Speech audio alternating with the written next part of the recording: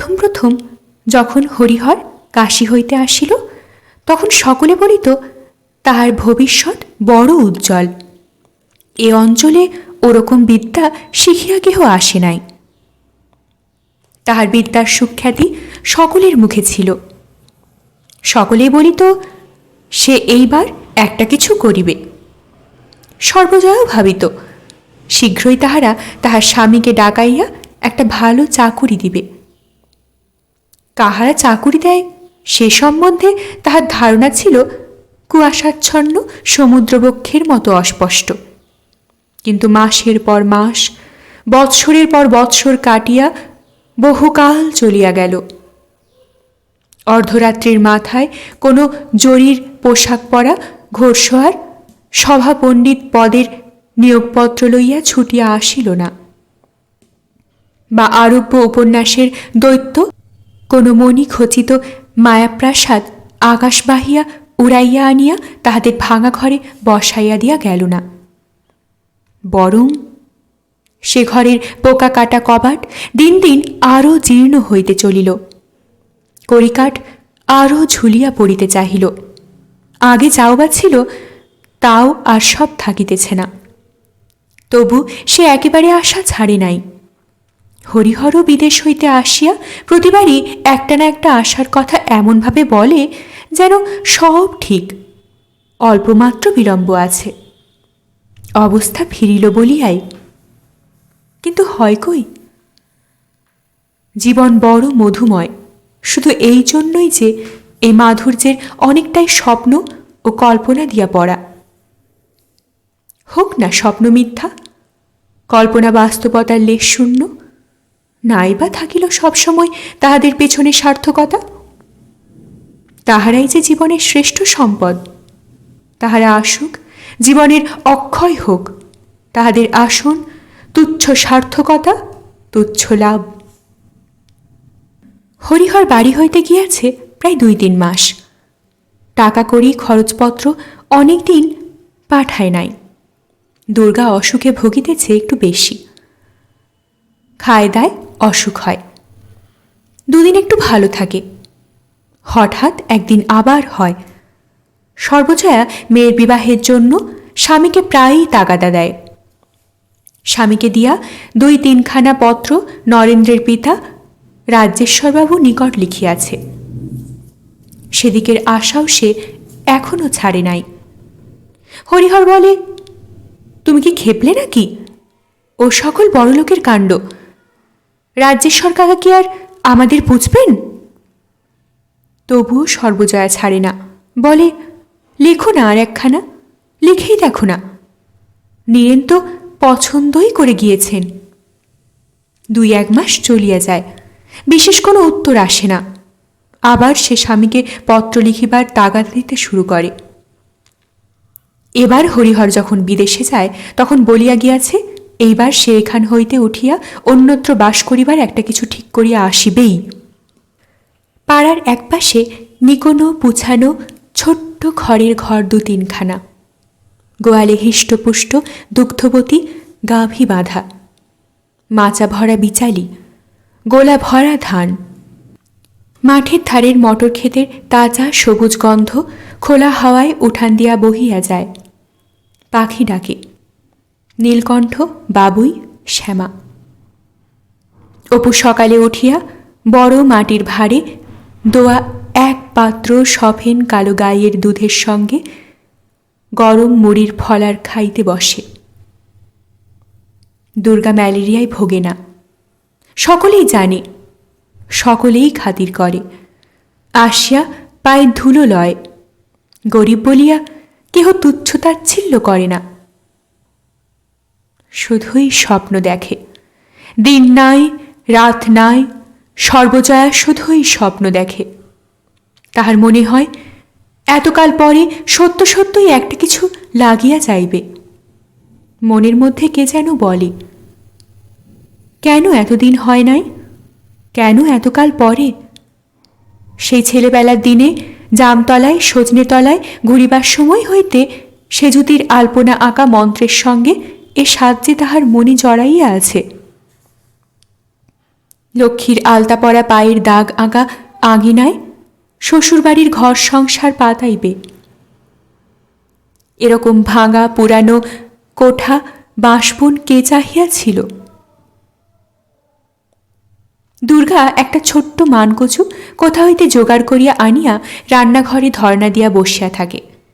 তার মা বলে, তোর হলো কি দুর্গা? আজ কি বলে ভাত খাবি? কাল সন্ধ্যাবেলাও তো জ্বর এসেছে। দুর্গা বলে, তা হোক মা, সে জ্বর বুঝি, একটু তো মোটে শীত করল। তুমি এই মানকচু ভাতে দিয়ে দুটো ভাত। তাহার মা বলে, যা, অসুখ হয়ে তোর খাই খাই বড্ড বেড়েছে। আজকাল ভালো যদি থাকিস তো পরশু বরং দেব। অনেক কাকুতি মিনতির পর না পারিয়া শেষে দুর্গা মানকচু তুলিয়া রাখিয়া দেয়। খানিকটা চুপ করিয়া বসিয়া থাকে। আপন মনে বলে, আজ খুব ভালো আছি, আজ আর জ্বর আসবে না আমার। ওবেলা দুখানা রুটি আর আলু ভাজা খাবো। একটু পরে হাই ওঠে। সে জানে ইহা জ্বর আসার পূর্ব লক্ষণ। তবুও সে মনকে বোঝায়, হাই উঠুক, এমনি তো কত হাই ওঠে, জ্বর আর হবে না। ক্রমে শীত করে, রৌদ্রে গিয়া বসিতে ইচ্ছা হয়। সে রৌদ্রে না গিয়া মনকে প্রবোধ দেয় যে শীতবোধ হয় হওয়া একটা স্বাভাবিক শারীরিক ব্যাপার, জ্বর আসার সহিত ইহার সম্পর্ক কি? কিন্তু কোনো প্রবোধ খাটে না। রৌদ্র না পড়িতে পড়িতে জ্বর আসে। সে লুকাইয়া গিয়া রৌদ্রে বসে, পাছে মা টের পায়। তাহার মন হু হু করে, ভাবে জ্বর জ্বর ভেবে এরকম হচ্ছে, সত্যি সত্যি জ্বর হয়নি। রাঙা রোদ শ্যাওলা ধরা ভাঙা পাঁচিলের গায়ে গিয়া পড়ে। বৈকালের ছায়া ঘন হয়। দুর্গার মনে হয় অন্যমনস্ক হইয়া আসিলে জ্বর চলিয়া যাইবে। অপুকে বলে, বস দেখি একটু আমার কাছে, আয় গল্প করি। একদিন আর বছর ঘন বর্ষার রাতে সে ও অপু মতলব আটিয়া শেষ রাত্রে পেছনে সেজ ঠাকরুনের বাগানে তাল কুড়াইতে গিয়াছিল। হঠাৎ দুর্গার পায়ে পট করিয়া একটা কাঁটা ফুটিয়া গেল। যন্ত্রণায় পিছু হটিয়া বাঁ পাখানা যেখানে রাখিল সেখানে বাঁ পায়েও পট করিয়া আর একটা। সকালবেলা দেখা গেল পাছে রাত্রে উহারা কেহ তাল কুড়াইয়া লয়, এজন্য সতু তালতলার পথে সোজা করিয়া সারি সারি বেলকাঁটা পুঁতিয়া রাখিয়াছে। আর একদিন যা আশ্চর্য ব্যাপার, কোথা হইতে সেদিন এক বুড়া বাঙাল মুসলমান একটা বড় রংচং করা কাঁচ বসানো টিনের বাক্স লইয়া খেলা দেখাইতে আসে। ওপাড়ার জীবন চৌধুরীর উঠানে সে খেলা দেখাইতেছিল। দুর্গা পাশেই দাঁড়াইয়াছিল। তাহার পয়সা ছিল না, আর সকলে এক এক পয়সা দিয়া বাক্সের গায়ে একটা চোঙের মধ্যে দিয়া কি সব দেখিতেছিল। বুড়া মুসলমানটি বাক্স সাজাইয়া সুর করিয়া বলিতেছিল, তাজ বিবিকা রোজা দেখো, হাতি বাগ্কা লড়াই দেখো। এক একজন দেখা শেষ হইলে এমন সে চোঙ হইতে চোখ সরাইয়া লইতেছিল, অমনি দুর্গা তাহাকে মহা আগ্রহের সহিত জিজ্ঞাসা করিতেছিল, কি দেখলি রে ওর মধ্যে? সব সত্যিকারের? উহ, সে কি অপূর্ব দেখিয়াছে, তাহা তাহারা বলিতে পারে না। কি সে সব? সকলের দেখা একে একে হইয়া গেল। দুর্গা চলিয়া যাইতেছিল। বুড়া মুসলমানটি বলিল, দেখবে না খুকি? দুর্গা ঘাড় নাড়িয়া বলিল, না, আমার কাছে পয়সা নাই। লোকটি বলিল, এসো এসো খুকি, দেখে যাও, পয়সা লাগবে না। দুর্গার একটু লজ্জা হইয়াছিল, মুখে বলিল, না, কিন্তু আগ্রহে কৌতূহলে তাহার বুকের মধ্যে টিপ টিপ করিতেছিল। লোকটি বলিল, এসো এসো, দোষ কি? এসো দেখো। দুর্গা উজ্জ্বল মুখে পায়ে পায়ে বাক্সের কাছে আসিয়া দাঁড়াইল বটে, তবু সাহস করিয়া মুখটা চোঙের মধ্যে দিতে পারে নাই। লোকটি বলিল, এই নলটার মধ্যে দিয়া তাকাও দেখি খুকি। দুর্গা মাথার উড়ন্ত চুলের গোছা কানের পাশে সরাইয়া দিয়া চাহিয়া দেখিল। পরের 10 মিনিটের কথার সে কোনো বর্ণনা করিতে পারে না। সত্যিকারের মানুষ ছবিতে কি করিয়া দেখা যায়? কত সাহেব মেম, ঘর বাড়ি, যুদ্ধ, সেসব কথা সে বলিতে পারে না। কি জিনিস সে দেখিয়াছিল। অপুকে দেখাইতে বড় ইচ্ছা করে। দুর্গা কতবার খুঁজিয়াছে, ও খেলা আর কোনোদিনও আসে নাই। গল্প ভালো করিয়া শেষ হইতে না হইতেই দুর্গা জ্বরের ধমকে আর বসিতে পারে না। উঠিয়া ঘরের মধ্যে কাঁথা মুড়ি দিয়া শোয়। আজকাল বাবা বাড়ি নাই। অপুকে আর খুঁজিয়া মেলা দেয়। বই দপ্তরে ঘুণ ধরবার জোগাড় হইয়াছে।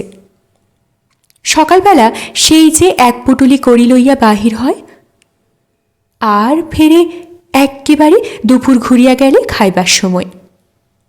তাহার মা বকে, ছেলের না নিকুচি করেছে, তোমার লেখাপড়া একেবারে শিখেই উঠল। এবার বাড়ি এলে সব কথা বলে দেব, দেখো এখন তুমি। অপু ভয়ে ভয়ে দপ্তর লইয়া বসে। বইগুলো খুব চারিদিকে ছড়ায়। মাকে বলে, একটু খয়ের দাও মা, আমি দোয়াতে কালিতে দেব। পরে সে বসিয়া বসিয়া হাতের লেখা লিখিয়া রৌদ্রে দেয়। শুকাইয়া গেলে খয়ের ভেজানো কালি চকচক করে। অপু মহা খুশির সহিত সেদিকে চাহিয়া থাকে, ভাবে আর একটু খয়ের দেব কাল থেকে। ও কি চকচক করছে দেখো একবার। পানির বাটা হইতে মাকে লুকাইয়া বড় একখণ্ড খয়ের লইয়া কালির দোয়াতে দেয়। পরে লেখা লিখিয়া শুকাইতে দিয়া কতটা আজ উজ্জ্বল করে দেখিবার জন্য কৌতূহলের সহিত সেদিকে চাহিয়া থাকে। মনে হয়, আচ্ছা যদি আর একটু দিই। একদিন মার কাছে ধরা পড়িয়া যায়। মা বলে, ছেলের লেখার খোঁজ নেই, কেবল ডেলা ডেলা খয়ের রোজ দরকার, রেখে দে খয়ের। ধরা পড়িয়া একটু অপ্রতিভ হইয়া বলে, খয়ের নইলে কালি হয় বুঝি? আমি বুঝি এমনি এমনি। না, খয়ের নইলে কালি হবে কেন? যত সব রাজ্যের ছেলে আর লেখাপড়া করছে না, তাদের শেষের খয়ের রোজ জোগানো রয়েছে দোকানে। যা। অপু বসিয়া বসিয়া একখানা খাতায় নাটক লেখে। বহু লিখিয়া খাতাখানায় সে প্রায় ভরাইয়া ফেলিয়াছে। মন্ত্রীর বিশ্বাসঘাতকতায় রাজা রাজ্য ছাড়িয়া বনে যান। রাজপুত্র নীলাম্বর ও রাজকুমারী অম্বা বনের মধ্যে দস্যুর হাতে পড়েন। ঘোর যুদ্ধ হয়। পরে রাজকুমারীর মৃতদেহ নদী তীরে দেখা যায়। নাটকে সতু বলিয়া একটি জটিল চরিত্র সৃষ্টি হইবার অল্প পরেই বিশেষ কোনো মারাত্মক দোষের বর্ণনা না থাকায় সত্ত্বেও সে প্রাণদণ্ডে দণ্ডিত হয়। নাটকের শেষ দিকে রাজপুত্রী অম্বার নারদের বরে পুনর্জীবন প্রাপ্তি ও বিশ্বস্ত সেনাপতি জীবনকেতুর সহিত তাহার বিবাহ প্রভৃতি ঘটনায় যাহারা বলেন যে গত বৈশাখ মাসে দেখা যাত্রার পালার সহিত এই নামগুলি ছাড়া মূলত কোনো অংশই পৃথক নয়, বা সেই হইতেই ইহা হুবহু লওয়া। তাহারা ভুলিয়া যান যে অতীতের কোনো এক নীরব জ্যোৎস্নাময়ী রাত্রিতে নির্জন বাসন কক্ষের স্তিমিত দ্বীপসজ্জায় এক প্রাচীন কবি নীলমেঘের মতো দৃশ্যমান ময়ূর নিনাদিত দূর বনভূমির স্বপ্ন যদি কালিদাসকে মুক্ত মেঘের ভ্রমণ বর্ণনে অনুপ্রাণিত করিয়া থাকে, তাহা হইলেই বা কি? সে বিস্মিত শুভ যামিনীর বন্দনা মানুষের নিজের অজ্ঞাতসারে হাজার বছর ধরিয়া করিয়া আসিতেছে। আগুন দিয়াই আগুন জ্বালানো যায়, ছাইয়ের ঢিপিতে মশলা গুজিয়া কে কোথায় মশাল জ্বালে। দপ্তরে একখানা বই আছে, বইখানার নাম চরিতমালা, লেখা আছে ঈশ্বরচন্দ্র বিদ্যাসাগর প্রণীত। পুরানো বই। তাহার বাবার নানা জায়গা হইতে ছেলের জন্য বই সংগ্রহ করিবার বাতিক আছে। কোথা হইতে এখানে আনিয়াছিল। অপু মাঝে মাঝে খানিকটা পড়িয়া থাকে। বইখানিতে যাহাদের গল্প আছে সে ওই রকম হইতে চায়। হাটে আলু বেচিতে পাঠাইলে কৃষক পুত্র রস্ক বেড়ার ধারে বসিয়া বসিয়া বীজগণিতের চর্চা করিত। কাগজের অভাবে চামড়ার পাতে ভোঁতা আল দিয়া অঙ্ক কষিত। মেষপালক ডুবাল ইতস্তত সঞ্চরণশীল মেষদলকে যদৃচ্ছ বিচরণের সুযোগ দিয়া এক মনে গাছতলায় বসিয়া ভূচিত্র পাঠে মগ্ন থাকিত। সে ওই রকম হইতে চায়। বীজগণিত কি জিনিস? সে বীজগণিত পড়িতে চায় রস্কর মতো। সেই হাতের লেখা লিখিতে চায় না। ধারাপাত কি শুভঙ্করী এসব তাহার ভালো লাগে না। ওই রকম নির্জন গাছতলায় নির্জন ছায়ায় কি বেড়ার ধারে বসিয়া বসিয়া সে ভূচিত্র। জিনিসটা কি? পাতিয়া পড়িবে, বড় বড় বই পড়িবে, পণ্ডিত হইবে ওই রকম। কিন্তু কোথায় পাইবে সেসব জিনিস? কোথায় বা ভূচিত্র? কোথায় বা বীজগণিত? কোথায় বা ল্যাটিন ব্যাকরণ? এখানে শুধুই করি কাঁসার আর্যা আর তৃতীয় নামটা। মা বকিলে কি হইবে? যাহা সে পড়িতে চায় তাহা এখানে কই? কয়দিন খুব বর্ষা চলিতেছে। অন্নদা রায়ের চণ্ডীমণ্ডপে সন্ধ্যাবেলায় মজলিস বসে।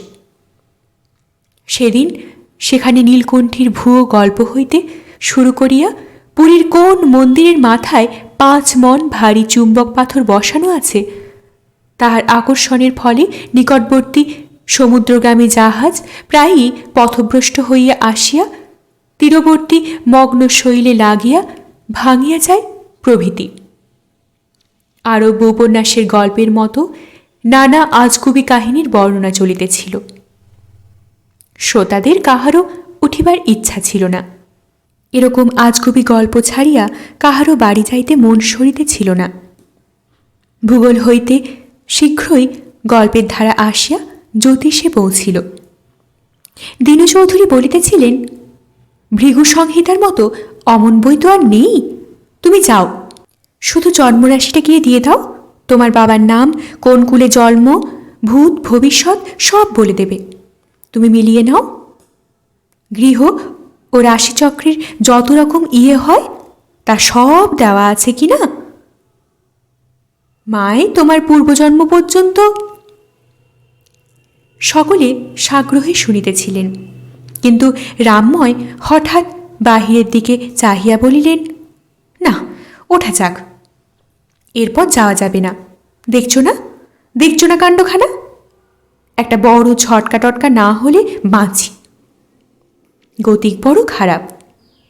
চলো সব। বৃষ্টির বিরাম নাই, একটু থামে, আবার অমনি জোরে আসে। বৃষ্টির ছাটে চারিধার ধোঁয়া ধোঁয়া।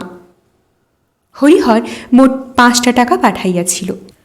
তাহার পর আর পত্রও নাই, টাকাও নাই। সেও অনেক দিন হইয়া গেল। রোজ সকালে উঠিয়া সর্বজয়া ভাবে আজ ঠিক খরচ আসিবে। ছেলেকে বলে, তুই খেলে খেলে বেড়াস বলে দেখতে পাসনি।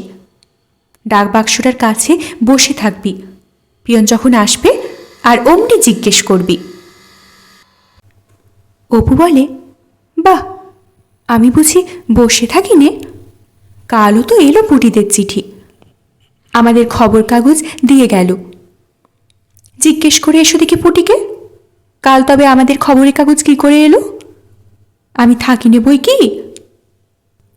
বর্ষা রীতিমতো নামিয়াছে। অপু মায়ের কথায় ঠায় রায়েদের চণ্ডীমণ্ডপে পিয়নের প্রত্যাশায় বসিয়া থাকে। সাধু কর্মকারের ঘরে চালা হইতে গোলা পায়রার দল ভিজিতে ভিজিতে ঝটাপট করিয়া উড়িতে উড়িতে রায়দের পশ্চিমের ঘরের কার্নিশে আসিতেছে। চাহিয়া চাহিয়া দেখে, আকাশের ডাককে সে বড় ভয় করে।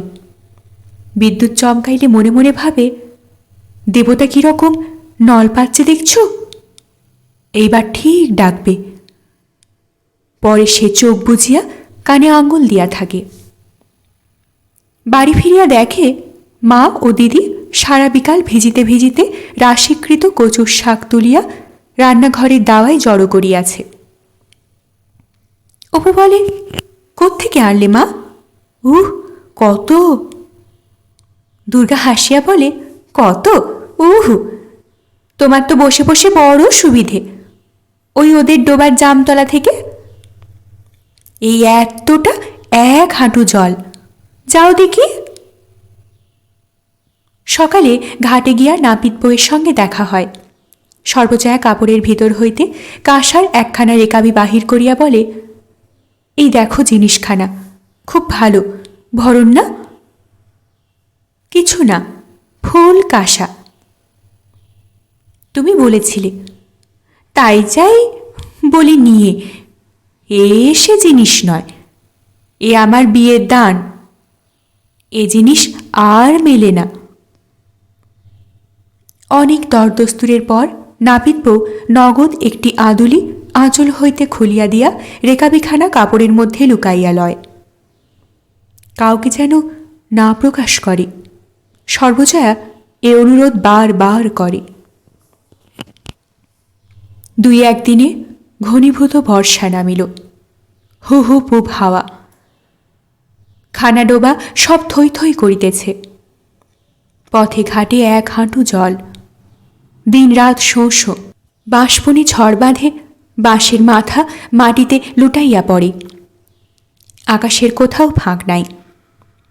মাঝে মাঝে আগেকার চেয়ে অন্ধকার করিয়া আসে। কালো কালো মেঘের রাশ হু হু উড়িয়া পূব হইতে পশ্চিমে চলিয়াছে। দূর আকাশের কোথায় যেন দেবাসুরের মহাসংগ্রাম বাঁধিয়াছে। কোন কৌশলী সেনানায়কের ছলনায় জলস্থল আকাশ একাকারে ছাইয়া ফেলিয়া বিরাট দৈত্য সৈন্য, বাহিনীর পর বাহিনী, অক্ষৌহিনীর পর অক্ষৌহিনী, অদৃশ্যরথী মহারথীদের নায়কত্বের ঝড়ের বেগে অগ্রসর হইতেছে। প্রজ্বলন্ত অত্যুগ্র দৈবজ আগুন উড়াইয়া চক্ষের নিমেষে বিশাল কৃষ্ণচমুর এদিক ওদিক পর্যন্ত ছিঁড়িয়া ফাড়িয়া এই ছিন্ন ভিন্ন করিয়া দিতেছে। এই আবার কোথা হইতে রক্তবীজের বংশ করাল কৃষ্ণ ছায়ায় পৃথিবী অন্তরিক্ষ অন্ধকার করিয়া ঘিরিয়া আসিতেছে। মহাঝড়, দিন রাত শোঁ শোঁ শব্দ। নদীর জল বাড়ে। কত ঘরদোর, কত জায়গায় যে পড়িয়া গেল। নদী নালা জলে ভাসিয়া গিয়াছে। গরু বাছুর গাছের তলে, বাঁশবনে, বাড়ির ছাঁচতলায় অঝরে দাঁড়াইয়া ভিজিতেছে। পাখি পাখালির শব্দ নাই কোনো দিকে। 4-5 দিন সমানভাবে কাটিল। কেবল ঝড়ের শব্দ আর অবিশ্রান্ত ধারাবর্ষণ। অপু দাওয়ায় উঠিয়া তাড়াতাড়ি ভিজা মাথা মুছিতে মুছিতে বলিল, আমাদের বাঁশতলায় জল এসেছে দিদি, দেখবি? দুর্গা কাঁথা মুড়ি দিয়া শুইয়াছিল। না উঠিয়াই বলিল, কতখানি জল এসেছে রে? অপু বলে, তোর জ্বর সারলে কাল দেখে আসিস। তেঁতুলতলার পথে হাঁটু জল। পরে জিজ্ঞাসা করে, মা কোথায় রে? ঘরে একটা দানা নেই। 2খানি বাসি চাল ভাজা আছে মাত্র। অপু কান্নাকাটি করে। তা হবে না মা, আমার খিদে পায় না বুঝি? আমি 2 ভাত খাবো। তার মা বলিল, লক্ষ্মী মানিক আমার, ওরকম কি করে? অনেক করে চাল ভাজা মেখে দেব এখন। রাঁধবো কেমন করে দেখছিস নে, কিরকম শ্যাওটা করেছে। উনুনের মধ্যে এক উনুন জ্বলছে। পরে সে কাপড়ের ভিতর হইতে একটা কি বাহির করিয়া হাসি মুখে দেখাইয়া বলে, এই দেখ একটা কই মাছ, বাঁশতলায় কানে হেঁটে দেখছি বেড়াচ্ছে। বন্যের জল পেয়ে সব উঠে এসেছে গাং থেকে। বরজপোতার ডোবা ভেসে নদীর সঙ্গে এক হয়ে গিয়েছে কি না, তাই সব উঠে আসছে।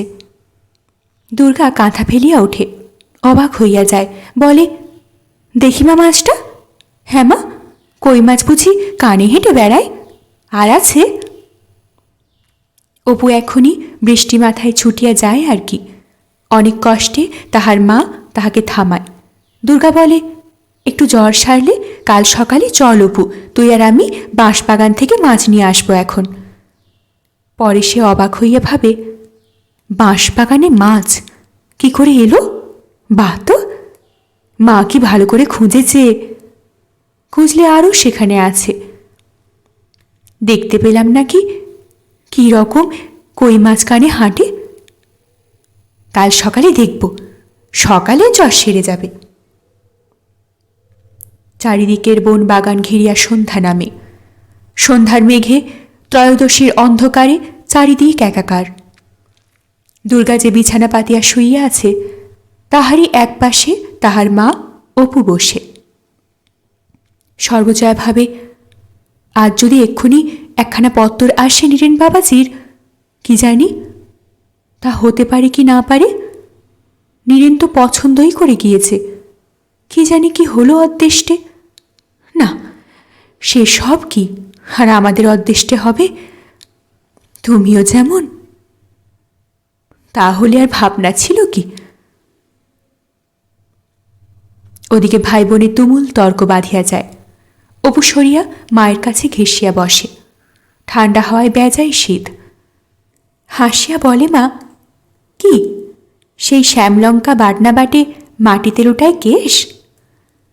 দুর্গা বলে, ততক্ষণে মা আমার ছেড়ে গিয়েছেন দেশ। অপু বলে, দূর হা মা, তাই? ততক্ষণে মা আমার ছেড়ে গিয়েছেন দেশ? কথা বলিয়ায় সে দিদির অজ্ঞতায় হাসে। সর্বজয়ার বুকে ছেলের অবোধ উল্লাসের হাসি শেলের মতো বেঁধে। মনে মনে ভাবে, 7টা নয় 5টা নয়, এই তো একটা ছেলে, কি অদৃষ্টে যে করিয়া এসেছিলাম। তার মুখের আবদার রাখিতে পারিনি। ঘি না, লুচি না, সন্দেশ না, কি না, শুধু দুটো ভাত। নিনঙ্কি। আবার ভাবে, এই ভাঙা ঘর, টানাটানির সংসার, অপু মানুষ হলে আর দুঃখ থাকবে না। ভগবান তাকে মানুষ করে তোলেন যেন। তাহার পর সে বসিয়া বসিয়া গল্প করে। যখন প্রথম সে নিশ্চিন্দিপুরের ঘর করিতে গিয়াছিল, তখন 1 বৎসর এইরকম অবিশ্রান্ত বর্ষায় নদীর জল এত বাড়িয়াছিল যে ঘাটের পথে মুখুজ্জে বাগানের কাছে বড় বোঝাই নৌকা পর্যন্ত আসিয়াছিল। অপু বলে, কত বড় নৌকা মা? মস্ত। ওই যে খোট্টাদের চুনের নৌকা, সাজি মাটির নৌকা মাঝে মাঝে আসে, দেখছিস তো, অত বড়। দুর্গা হঠাৎ জিজ্ঞাসা করে, মা তুমি 4 গুছির বিরুনি করতে জানো? অনেক রাত্রে সর্বজয়ার ঘুম ভাঙিয়া যায়। অপু ডাকিতেছে, মা, ও মা, ওঠো, আমার গায়ে জল পড়ছে। সর্বজয়া উঠিয়া আলো জ্বালে। বাহিরে ভয়ানক বৃষ্টির শব্দ হইতেছে। ফুটা ছাদ দিয়া ঘরের সর্বত্র জল পড়িতেছে। সে বিছানা সরাইয়া পাতিয়া দেয়। দুর্গা অঘোর জ্বরে শুইয়া আছে। তাহার মা গায়ে হাত দিয়া দেখে, তাহার গায়ের কাঁথা ভিজিয়া সপ সপ করিতেছে। ডাকিয়া বলে, দুর্গা, ও দুর্গা, শুনছিস? একটু ওর দিকে, বিছানাটা সরিয়ে নি। ও দুর্গা, শিগগির, একেবারে ভিজে গেল যে সব। ছেলে মেয়ে ঘুমাইয়া পড়িলেও সর্বজয়ার ঘুম আসে না। অন্ধকার রাত, এই ঘন বর্ষা। তাহার মন ছমছম করে। ভয় হয় একটা যেন কিছু ঘটিবে, কিছু ঘটিবেই। বুকের মধ্যে কেমন যেন করে, ভাবে সে মানুষেরই বা কি হলো, কোনো পত্তরও আসে না, টাকা মরুককে যাক, এরকম তো কোনোবার হয় না। তার শরীরটা ভালো আছে তো? মা সিদ্ধেশ্বরী, 5 আনার ভোগ দেব, ভালো খবর একটা এনে দাও মা। তারপর দিন সকালের দিকে সামান্য একটু বৃষ্টি থামিল। সর্বজয়া বাটির বাহির হইয়া দেখিল বাঁশবনের মধ্যে ছোট্ট ডোবাটা জলে ভর্তি হইয়া গিয়াছে। ঘাটের পথে নিবারণের মা ভিজিতে ভিজিতে কোথায় যাইতেছিল। সর্বজয়া ডাকিয়া বলিল, ও নিবারণের মা, শোন। পরে সলজ্জভাবে বলিল, সেই তুই একবার বলেছিলি না বৃন্দাবনী চাদরের কথা তোর ছেলের জন্যে, তা নিবি? নিবারণের মা বলিল, আছে, দেয়া একটু ধরুক, মোর ছেলেরে সঙ্গে করে এখনই আসব। এখন নতুন আছে মা ঠাকরুন, না পুরনো? সর্বজয়া বলিল, তুই আয় না, এক্ষুনি দেখবি, একটু পুরনো, কিন্তু সে কেউ গায়ে দেয়নি, ধোয়া তোলা আছে। পরে একটু থামিয়া বলিল, তোরা আজকাল চাল ভাজছিস নে? নিবারণের মা বলিল, এই বাতলায় কি ধান শুকোয় মা ঠাকরুন? খাবার বলে 2খানি রেখে দিয়েছি অমনি।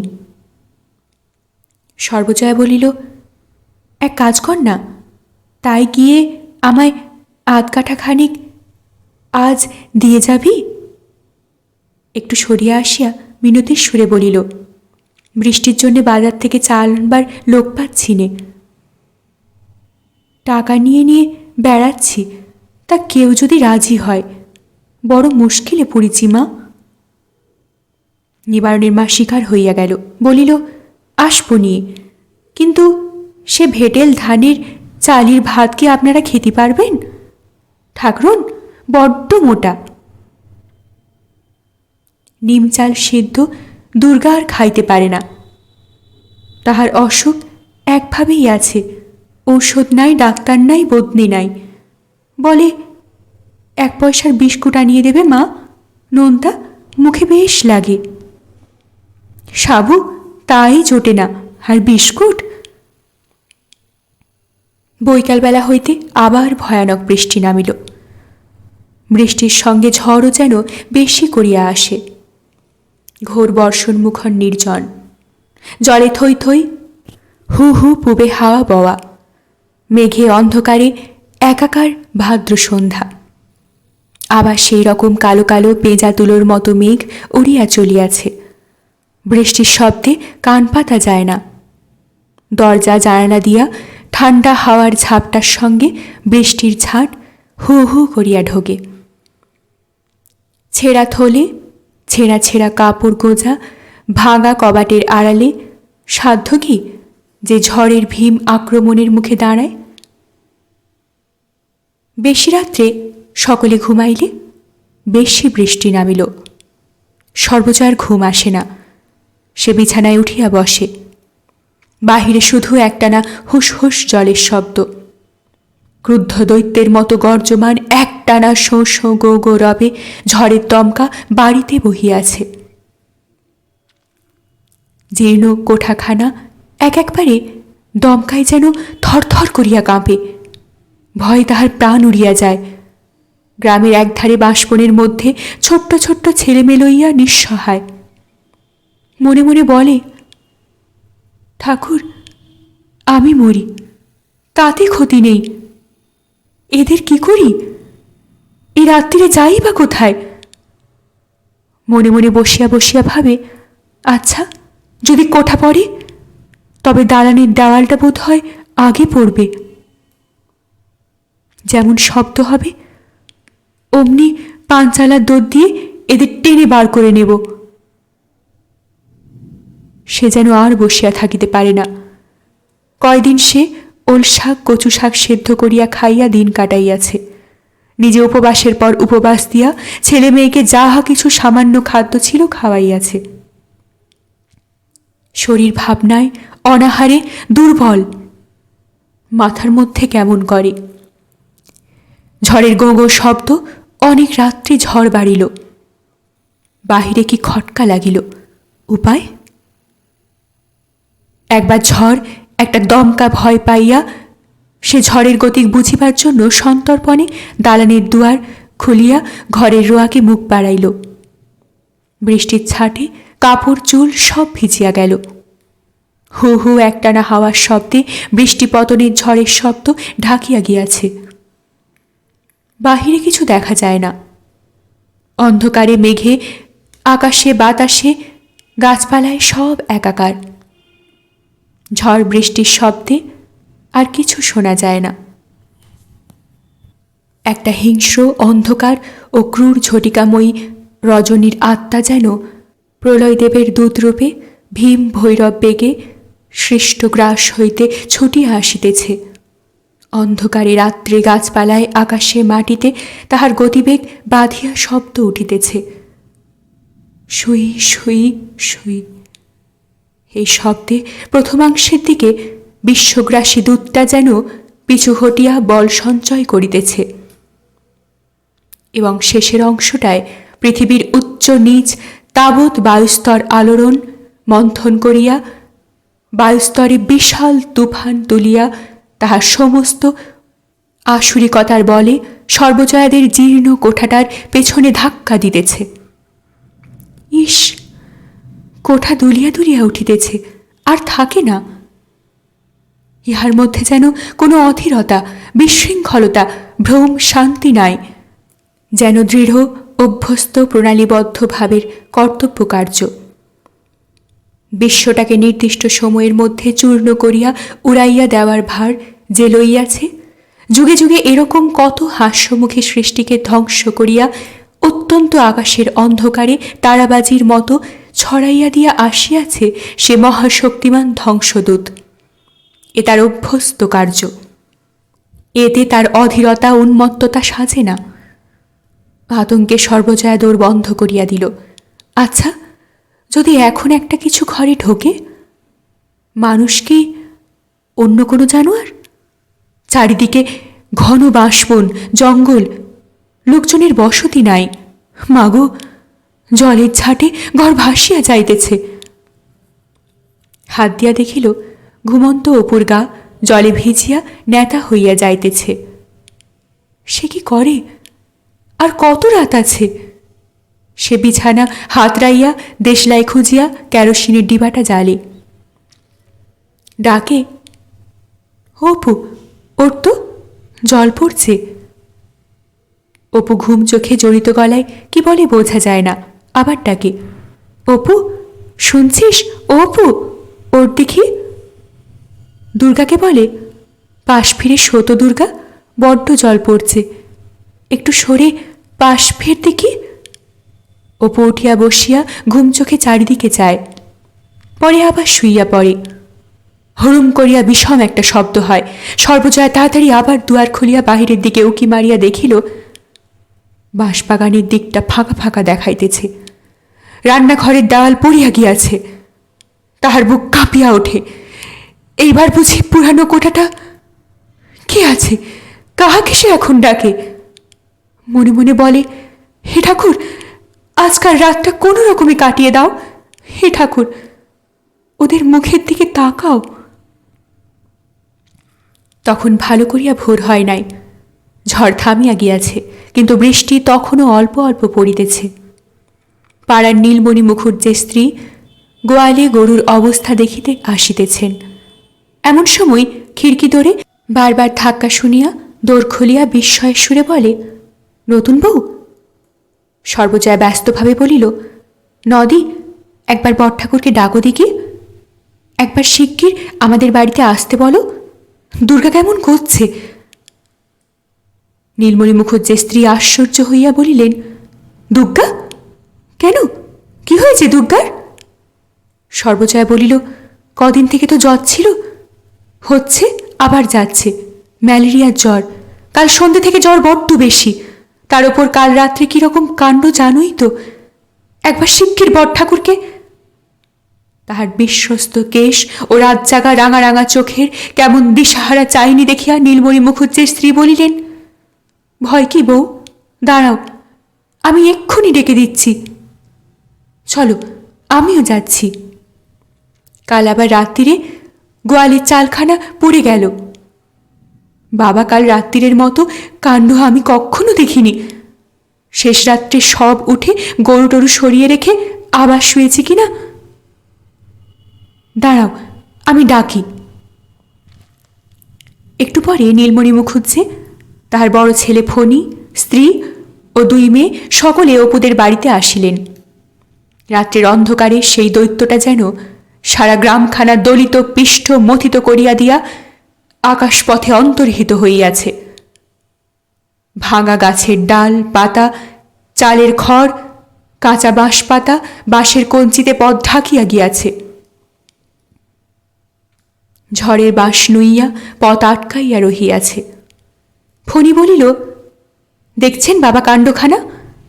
সেই নবাবগঞ্জের পাকা রাস্তা থেকে বিলিতি চটকা গাছটার পাতা উড়িয়ে এনেছে। নীলমণি মুখুজ্জের ছোট্ট ছেলে একটা মরা চড়ুই পাখি বাঁশ পাতার ভিতর হইতে টানিয়া বাহির করিল। দুর্গার বিছানার পাশে অপু বসিয়া আছে। নীলমণি মুখুজ্জে ঘরে ঢুকিয়া বলিলেন, কি হয়েছে বাবা অপু? অপুর মুখে উদ্বেগের চিহ্ন। বলিল, দিদি কি সব বকছিল জ্যাঠামশাই? নীলমণি বিছানার পাশে বসিয়া বলিলেন, দেখি হাতখানা, জ্বরটা একটু বেশি। আচ্ছা, কোনো ভয় নেই। ফণি, তুমি একবার চট করে নবাবগঞ্জে চলে যাও তো, শরৎ ডাক্তারের কাছে, একেবারে ডেকে নিয়ে আসবে। পরে তিনি ডাকিলেন, দুর্গা, ও দুর্গা। দুর্গার অঘোর আচ্ছন্ন ভাব, সারা শব্দ নাই। নীলমণি বলিলেন, ঘরদরের অবস্থা তো বড্ড খারাপ, জল পড়ে কাল রাত্রে ভেসে গিয়েছে। তা বৌমার লজ্জার কারণই বা কি? আমাদের ওখানে না হয় উঠলেই হতো। হরিটারও কাণ্ডজ্ঞান আর হলো না দেখছি এ জীবনে। এই অবস্থায় এরকম ঘরদোর সারানোর একটা ব্যবস্থা না করে কি যে করছে তাও জানি নে, চিরকালটাও সমান গেল। তাহার স্ত্রী বলিলেন, ঘর সারাবে কি? খাবার নেই ঘরে, নইলে কি রকম আতাস্তরে কেউ বিদেশে যায়? আহা, রোগা মেয়েটা কাল সারা রাত ভিজেছে। একটু জল গরম করতে দাও, ওই জানলাটা খুলে দাও তো ফণি। একটু বেলায় নবাবগঞ্জ হইতে শরৎ ডাক্তার আসিলেন। দেখিয়া শুনিয়া ঔষধের ব্যবস্থা করিলেন। বলিয়া গেলেন, এ বিশেষ ভয়ের কোনো কারণ নাই, জ্বর বেশি হইয়াছে। মাথায় জলপট্টি নিয়মিতভাবে দেওয়ার বন্দোবস্ত করিলেন। হরিহর কোথায় আছে জানা নাই, তবুও তাহার পূর্ব ঠিকানায় তাহাকে একখানি পত্র দেওয়া হইল। পরদিন ঝড় বৃষ্টি থামিয়া গেল। আকাশের মেঘ কাটিতে শুরু করিল। নীলমণি মুখুজ্জে দুবেলার নিয়মিত দেখাশোনা করিতে লাগিলেন। ঝড় বৃষ্টি থামিবার পরদিন হইতেই দুর্গার জ্বর আবার বড্ড বাড়িল। শরৎ ডাক্তার সুবিধে বুঝলেন না। হরিহরকে আর একখানা পত্র দেওয়া হইল। অপু তাহার দিদির মাথায় কাছে বসিয়া জলপট্টি দিতেছিল। দিদিকে 2-1 বার ডাকিল, ও দিদি, শুনছিস? কেমন আছিস? ও দিদি। দুর্গা কেমন আচ্ছন্ন ভাব, ঠোঁট নাড়িতেছে, কি যেন আপন মনে বলিতেছে, ঘোর ঘোর। অপু কানের কাছে মুখ লইয়া গিয়া 2-1 বার চেষ্টা করিয়াও কিচ্ছু বুঝিতে পারিল না। বৈকালের দিকে জ্বর ছাড়িয়া গেল। দুর্গা আবার চোখ মেলিয়া চাহিতে পারিল। এতক্ষণ পরে ভারী দুর্বল হইয়া পড়িয়াছে, চিচি করিয়া কথা বলিতেছে। ভালো করিয়া না শুনিলে বোঝা যায় না কি বলিতেছে। মা গৃহকার্যে উঠিয়া গেলে অপু দিদির কাছে বসিয়া রহিল। দুর্গা চোখ তুলিয়া তাহার দিকে চাহিয়া বলিল, বেলা কত রে? অপু বলিল, বেলা এখনো অনেক আছে, রোদ্দুর উঠেছে আজ দেখছিস দিদি, এখনো আমাদের নারকেল গাছের মাথায় রোদ্দুর রয়েছে। খানিকক্ষণ দুজনে কোনো কথা বলিল না। অনেকদিন পরে রৌদ্র ওঠাতে অপুর ভারী আহ্লাদ হইয়াছে। সে জানলার বাহিরে রৌদ্রালোকিত গাছটার মাথায় চাহিয়া রহিল। খানিকটা পরে দুর্গা বলিল, শোন অপু, একটা কথা শোন। কি রে দিদি? পরে সে দিদির মুখে আরও কাছে মুখ লইয়া গেল। আমায় একদিন তুই রেলগাড়ি দেখাবি? দেখাবো এখন। তুই সেরে উঠলে বাবাকে বলে আমরা সব একদিন গঙ্গা নাইতে যাব রেলগাড়ি করে। সারাদিন রাত্রি কাটিয়া গেল। ঝড় বৃষ্টি কোনো কালে হইয়াছিল মনে হয় না। চারিধারে দারুণ শরতের রৌদ্র। সকাল 10টার সময় নীলমণি মুখুজ্জে অনেক দিন পরে নদীতে স্নান করিতে যাইবেন বলিয়া তেল মাখিতে বসিয়াছেন।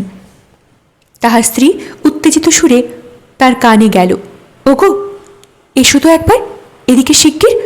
অপুদের বাড়ির দিক থেকে যেন একটা কান্নার গলা পাওয়া যাচ্ছে। ব্যাপার কি দেখিতে সকলে ছুটিয়া গেলেন। সর্বজয়া মেয়ের মুখের ওপর ঝুঁকিয়া পড়িয়া বলিতেছে, ও দুগ্গা, চা দেখি। ও মা, ভালো করে চা দেখি, দুগ্গা। নীলমণি মুখুজ্জে ঘরে ঢুকিয়া বলিলেন, কি হয়েছে? সরো সব, সরো দেখি। আহা, কি সব, বাতাসটা বন্ধ করে দাঁড়াও। সর্বজয়া ভাসুর সম্পর্কে প্রবীণ প্রতিবেশীর ঘরের মধ্যে উপস্থিতি ভুলিয়া গিয়া চিৎকার করিয়া উঠিল, ওগো কি হলো? মেয়ে অমন করছে কেন? দুর্গা আর চাহিল না। আকাশের নীল আস্তরণ ভেদ করিয়া মাঝে মাঝে অনন্তের হাতছানি আসে। পৃথিবীর বুক থেকে ছেলে মেয়েরা চঞ্চল হইয়া ছুটিয়া গিয়া অনন্ত নীলিমার মধ্যে ডুবিয়া নিজেদের হারাইয়া ফেলে। পরিচিত ও গতানুগতিক পথের বহু দূর পারে কোনো পথহীন পথে দুর্গার অশান্ত চঞ্চল প্রাণের বেলায় জীবনের সেই সর্বাপেক্ষা বড় অজানার ডাক আসিয়া পৌঁছিয়াছে। তখন আবার শরৎ ডাক্তারকে ডাকা হইল। বলিলেন, ম্যালেরিয়ার শেষ স্টেজটা আর কি। খুব জ্বরের পর যেমন বিরাম হয়েছে আর অমনি হার্ট ফেল করে, ঠিক এরকম একটা কেস হয়ে গেল সেদিন 10 ঘড়ায়। আধ ঘন্টার মধ্যে পাড়ার লোকে উঠান ভাঙিয়া পড়িল। যারা এখনও চ্যানেলটি সাবস্ক্রাইব করেননি তারা প্লিজ চ্যানেলটি সাবস্ক্রাইব করবেন। ভিডিওর নোটিফিকেশন তৎক্ষণাৎ পেতে অবশ্যই বেল আইকন প্রেস করে রাখবেন। আপনাদের মূল্যবান অভিমত কমেন্টের মাধ্যমে আমাকে অবশ্যই জানাবেন। আরও কী কী পাঠ শুনতে চান কমেন্টে জানাবেন। অবশ্যই সাবস্ক্রাইব করে আমায় উৎসাহিত করবেন, সাথে থাকবেন। ধন্যবাদ।